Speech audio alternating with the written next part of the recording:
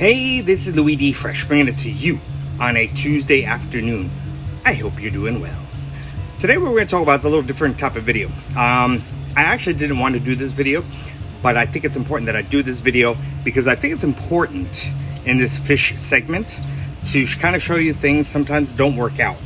First of all, as you know, I have my fish, as you can tell, I'm outside.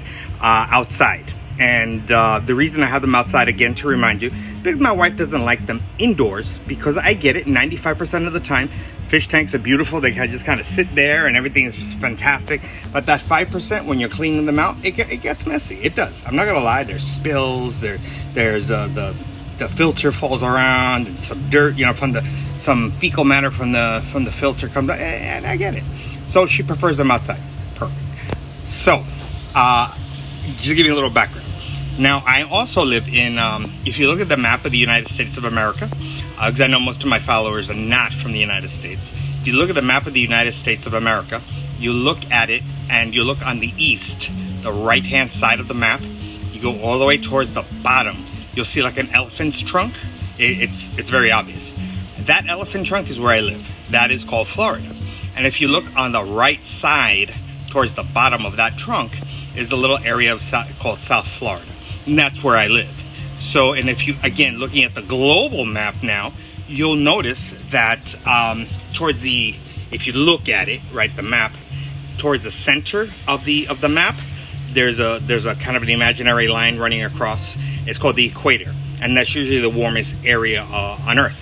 The equator, the sun is most direct there. And if you look at that South Florida and the equator, fairly close. So as I mentioned earlier in my social media, that therefore it is generally warm here. So I have two seasons here. We do. Roughly the end of October to the end of May, sort of. You have something called a warm and dry season. And yes, it rains, but it's fairly dry. And now this is June 27th. So from the end of May till the end of October, we have the hot and rainy season. Right now, I'm pretty lucky. I'm looking around. There's not much clouds and not too many clouds in the sky, which is amazing because not every day, but most every day it rains. Not all day, but usually you get a good hour, 20 minutes of solid, heavy rain. So I'm telling you all that because one of my fish tanks, let me just quickly show you. This one right here, it's covered here by the leaf, is showing you, right? Here's my big tanks are over there, you see? And you go over here, you'll see my smaller tank. And this was if you look back on my archives, it was a cherry barb tank. It was not a shrimp tank. And if you look straight up, I'm gonna do it right straight up. It is exposed, really, not that there's not a covering here, but you see it's exposed straight down to the elements, and therefore it gets a lot of rain in here. So for many months, I got a little rain here and there, but now it is really coming down on top of this fish tank. So and it's really good for my water hyacinth. I mean, as you can tell, nice and high, they love it, and the plants in there, they love it. But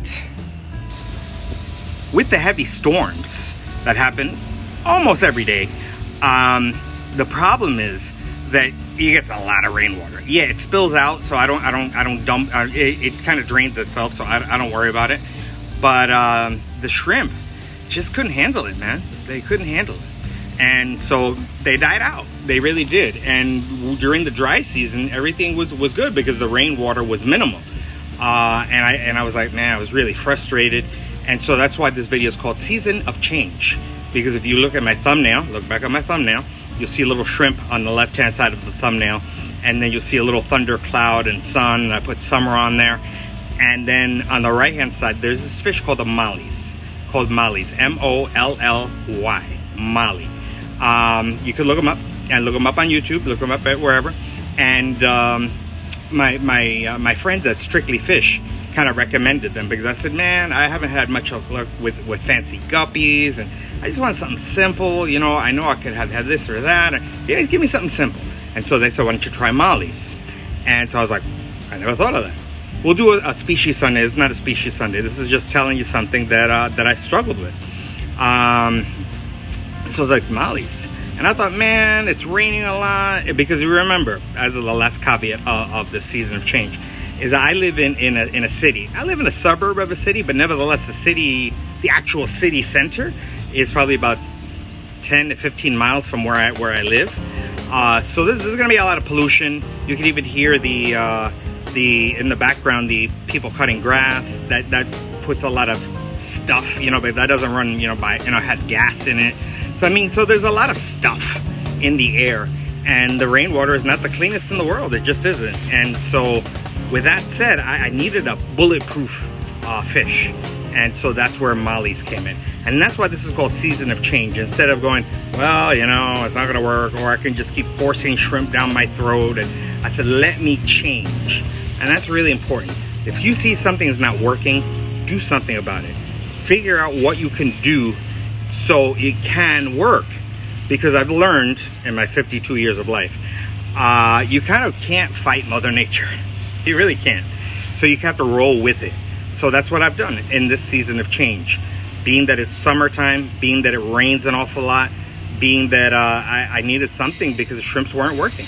What else could I do? So I chose mollies, or Strictly Fish suggested mollies, and we'll do a Species Sunday someday about it. But I really wanted to share that with you because it's important to realize it's a hobby, as also looking for your college, because this is both college and fish channel.